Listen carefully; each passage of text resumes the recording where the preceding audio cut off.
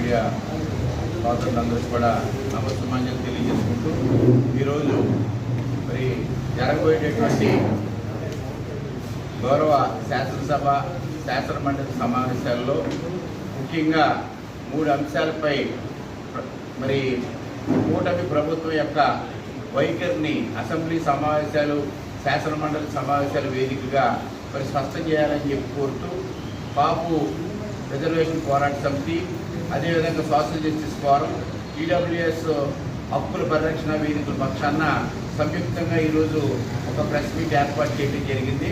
గౌరవ ముఖ్యమంత్రి నారా చంద్రబాబు నాయుడు గారికి అదేవిధంగా గౌరవ ఉప ముఖ్యమంత్రి శ్రీ కొణిదెల పవన్ కళ్యాణ్ గారికి మరి మీ ద్వారా విజ్ఞప్తి ఏంటంటే ఈరోజు ఆంధ్రప్రదేశ్ శాసనసభలో మరి ప్రధానంగా కాపులు అదేవిధంగా బీసీలు అదేవిధంగా ఓసీలో ఉన్నటువంటి పేదల కోసం ఈ 3 వర్గాల యొక్క సమస్యల మీద చర్చించి ఈ కూటమి ప్రభుత్వం యొక్క వైఖరిని స్పష్టం చేయాలని కోరుతూ ఈ వేదికల ద్వారా మేము ప్రభుత్వాన్ని విజ్ఞప్తి చేస్తూ ఉన్నాం.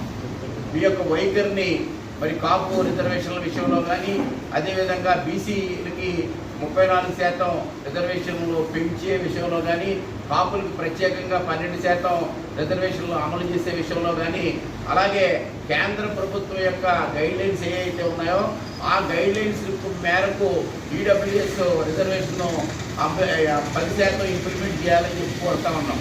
ఈడబ్ల్యూఎస్ రిజర్వేషన్ అనేది ఆంధ్రప్రదేశ్లో దాని అర్థమే మార్చేశారు. ఎకనామికల్లీ వీకర్ సెక్షన్గా ఉన్నటువంటి ఈడబ్ల్యూఎస్ రిజర్వేషన్ని ఎకనామికల్లీ వెల్దీ సెక్షన్ రిజర్వేషన్గా ఈడబ్ల్యూఎస్గా మార్చేసి కేంద్ర ప్రభుత్వం ఇచ్చినటువంటి నారమ్స్ ఏవైతే ఉన్నాయో ఆ నారమ్స్ని ఆంధ్రప్రదేశ్ ప్రభుత్వం పూర్తిగా మరి వైసీపీ ప్రభుత్వ కాలంలో తొంగలో తొక్కేసి మరి ఈడబ్ల్యూఎస్ జీవోని ఇంప్లిమెంట్ చేయడం జరిగింది. అదే జీవోని వాళ్ళ కూటమి ప్రభుత్వం కూడా ఇంప్లిమెంట్ చేయడం అనేది ఎంత మాత్రం సమంజసం కాదు. కూటమి ప్రభుత్వం ఏర్పడిన తర్వాత మరి మేము ప్రత్యేకించి ఈడబ్ల్యూఎస్ హక్కుల పరిరక్షణ వేదిక పక్షాన అనేక ఫిర్యాదులు ఇవ్వడం జరిగింది. ఆ యొక్క జీవోను సవరించమని ఇంతవరకు ఆ జీవో సవరించలేదు. ఈడబ్ల్యూఎస్ స్ఫూర్తి రాజ్యాంగ స్ఫూర్తి దెబ్బతింటా ఉంది. అదేవిధంగా కాపులకి ఈరోజు మనం 12% రిజర్వేషన్ ప్రత్యేక రిజర్వేషన్ అడుగుతున్నాం. అటు ఓసీలకు కానీ ఇటు బీసీలకు కానీ ఇబ్బంది లేకుండా 12% రిజర్వేషన్ కాపులకి ఇవ్వాలని చెప్పి డిమాండ్ చేస్తూ ఉన్నాం. అదేవిధంగా బీసీలకి స్థానిక సంస్థల్లోనూ నామినేటెడ్ పోస్టుల్లోనే కాదు విద్యా ఉద్యోగాల్లో కూడా 34% రిజర్వేషన్ ఇంప్లిమెంట్ చేయాలని బీసీ రిజర్వేషన్ అనేది యూనిఫామ్గా ఒకే విధానంగా ప్రభుత్వం అమలు చేయాలని చెప్పి మేము ఈ వేదికల పక్షాన్ని కోరుతా ఉన్నాం. కాపు రిజర్వేషన్ పోరాట సమితి సోషల్ జస్టిస్ ఫోరం ఈడబ్ల్యూఎస్ హక్కుల పరిరక్షణ వేదిక పక్షాన ఈ 3 డిమాండ్ల మీద ప్రభుత్వం యొక్క వైఖరిని జరగబోయేటటువంటి అసెంబ్లీ సమావేశాల్లో అదేవిధంగా శాసనమండలి సమావేశాల్లో ప్రభుత్వం స్పష్టంగా వైఖరిని చెప్పాలని చెప్పి ఈ వేదికల పక్షాన్ని డిమాండ్ చేస్తూ గౌరవ పాత్రికేయులు మీ ద్వారాను అలాగే ఇక్కడ ఇంటెలిజెన్స్ డిపార్ట్మెంట్ ఉంటే వారి ద్వారాను కూడా ప్రభుత్వానికి మా యొక్క వాణిని వినిపించి మాకు మీరు సహకరించాల్సిందిగా మీ అందరికీ కూడా విజ్ఞప్తి చేస్తూ ఈ అవకాశం ఇచ్చినట్టు మీకు ధన్యవాదాలు తెలియజేసుకుంటూ సెలవు తీసుకుంటున్నాను. పాత్రికేయుల ద్వారా ఇవాళ ఇక్కడికి చేసినటువంటి ప్రింట్ మీడియా ఎలక్ట్రానిక్ మీడియా మరి ఇంటెలిజెన్స్ ద్వారా రాష్ట్ర ప్రభుత్వానికి తెలియజేసుకుంటున్నాం. ఏదైతే కాపు తెలగ బలిజ మండలానికి సంబంధించి రిజర్వేషన్ల మీద రాబోయే అసెంబ్లీ సమావేశాల్లో శాసనమండలి సమావేశాల్లో రాష్ట్ర ప్రభుత్వం వాళ్ళ ద్వారా వైఖరిని స్పష్టం చేయాలి. నెంబర్ 1. నెంబర్ 2, మేము కొత్తగా ఏమీ అడగడం లేదు.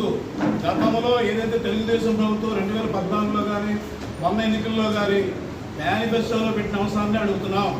అలాగే మా జనసేన అధ్యక్షులు ఆయన్ని చూసే ఇవాళ కూటమి ప్రభుత్వానికి ఓటు వేయడం జరిగింది.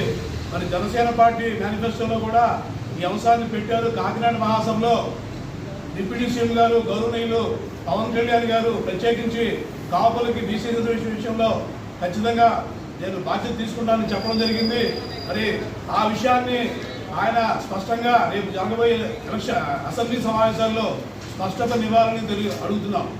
మరి అదేవిధంగా ఇవాళ మేము కొత్తగా రిజర్వేషన్లు అడగడం లేదు. మేము గతంలో 1915 నుంచి 66 వరకు బీసీలో ఉన్నాం. అంటే బ్రిటిష్ వారి కాలం నుంచి ఉన్నాం. మరి ఈ భారతదేశంలో కానీ ఆంధ్రప్రదేశ్లో కానీ ఏ కులానికి జరగనటువంటి అన్యాయం మా కులానికి జరుగుతుంది. ప్రపంచ చరిత్రలో కానీ భారతదేశ చరిత్రలో కానీ ఒక కులం బీసీలో ఉన్న తర్వాత మళ్ళీ ఓసీలో పెట్టినటువంటి దాఖలాలు మనకు లేవు. 1956 నుంచి 66 వరకు 3 ముఖ్యమంత్రులు మారారు. 3 ముఖ్యమంత్రుల్లో 2 రెడ్డి ముఖ్యమంత్రులు. 56లో నీలం సంజయ్ రెడ్డి గారు బీసీలో ఉన్న కులాన్ని ఓసీలో పెట్టిన తర్వాత 66లో దామోదర సంజీవి గారు వచ్చి మళ్ళీ బీసీలో పెట్టారు. మళ్ళీ 66లో కాసు బ్రహ్మానంద గారు వచ్చి మళ్ళీ మమ్మల్ని ఓసీలో పెట్టారు. ఎందుకు ఇలా చేస్తున్నారు? ప్రత్యేకించి బ్రిటిష్ వారు గుర్తించినటువంటి ఈ కులం అన్ని రంగాల్లో రాజకీయంగా, ఆర్థికంగా, సాంఘికంగా అన్ని రంగాల్లో వెనకబాటుతూ ఉంటున్నటువంటి ఈ కులాన్ని మీరు ఎందుకు యాక్సెప్ట్ చేయలేకపోతున్నారు? ఇది కేవలం రాజకీయ క్రీడ అని చెప్తున్నారు.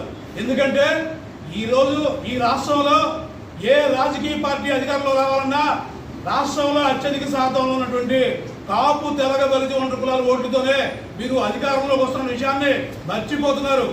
ఖచ్చితంగా చెప్తున్నాం, ఏ రాజకీయ పార్టీ రాబోయే రోజుల్లో కానీ ఇవాళ వరకు వచ్చిన రాజకీయ పార్టీలు కానీ మీరు అధికారంలోకి వచ్చారంటే రాష్ట్రంలో అన్ని కులాల కన్నా అత్యధిక శాతంలో ఉన్నటువంటి మా కులం ఓట్లతోనే మీరు అధికారంలోకి వస్తున్నారన్న విషయాన్ని గుర్తుంచుకోమని చెప్తున్నాం. మేము మిమ్మల్ని ఏమి ఇబ్బంది పెట్టే విషయం కాదు. ఇది మా ప్రభుత్వం, కూటమి ప్రభుత్వం.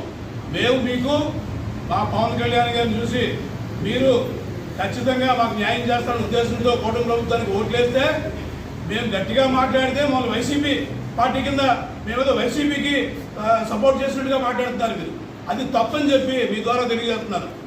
ఎవరైతే బాధ్యతాయుతంగా మాకున్న హక్కుల కోసం మేము మాట్లాడితే మీరు నిందని ఆ ప్రతిపక్ష పార్టీలో వేయడం అనేది పద్ధతి కాదని చెప్పి చెప్తున్నారు.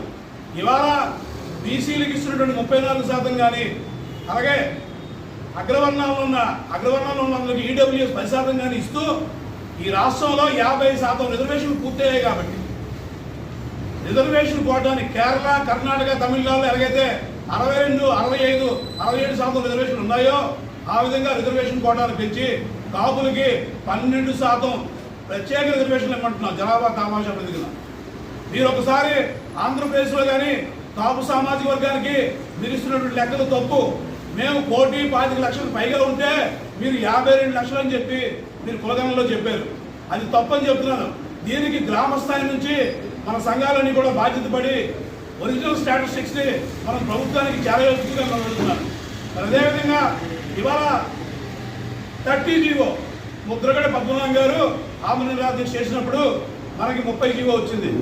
ఆ 30 జీవోలో ఉన్నటువంటి పోరాకుల్ని, నగరాల్ని, పురేషుల్ని, అయ్యర్లని అందరినీ చేర్చేసి బీసీలో చేర్చి కాపు, తెలగ, బలిజ, ఒంటరి కులాలు మాత్రమే బీసీలో చేర్చలేదు.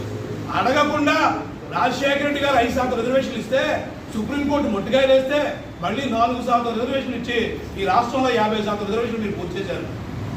ముస్లిం సోదరులు, మా సోదరులు వాళ్ళకి రిజర్వేషన్లు ఇస్తే మేము ఎటువంటి అబ్జెక్షన్ మాకు లేదు. కానీ మతపరమైన రిజర్వేషన్లు ఇవ్వకూడదని చెప్పి సుప్రీంకోర్టు చెప్తుంటే ఒక స్టే లొకేషన్ పెట్టుకొని ఈ రోజుకి రాజశేఖర రెడ్డి గారు ఇచ్చినటువంటి రిజర్వేషన్ మరి కాకినాడ నుంచి వచ్చాం. సోదరులు ఇప్పుడు చెప్పారు, చేతులు తీసేన్నారు. సోదరులు చెప్పారు. ఈ కాపు రిజర్వేషన్ పోరాట సమితి తరఫున నేను మీకు ముఖ్యమైన 3 పాయింట్లు చెప్తాం. మేము పెట్టడానికి కారణం ఈ రాష్ట్రంలో మా రిజర్వేషన్ తీసేసిన విషయాన్ని చెప్పారు కాబట్టి ఈవేళ ఈ కాపు రిజర్వేషన్కి అత్యంత అవసరమైన పరిస్థితి. ఒక సాఫ్ట్వేర్ ఈ మధ్య 2-3 రోజుల క్రితం హెచ్సిఎల్ తమిళనాడులో 32,000 ఉద్యోగాలు తీశారు.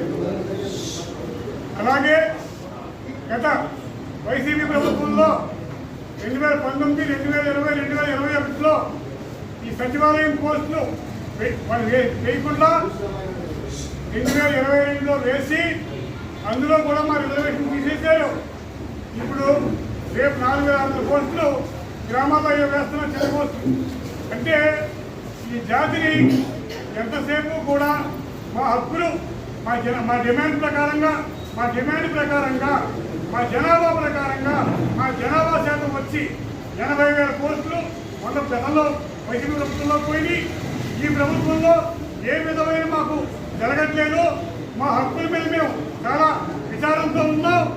రేపు రాబోయే లోకల్ బాడీ ఎలక్షన్లో రేపు శాసనసభలో తీర్మానం చేయకపోతే మా సోదరులు చెప్పినట్టుగా భవిష్యత్ కార్యాచరణ చాలా ఉధృతంగా ఉంటుంది.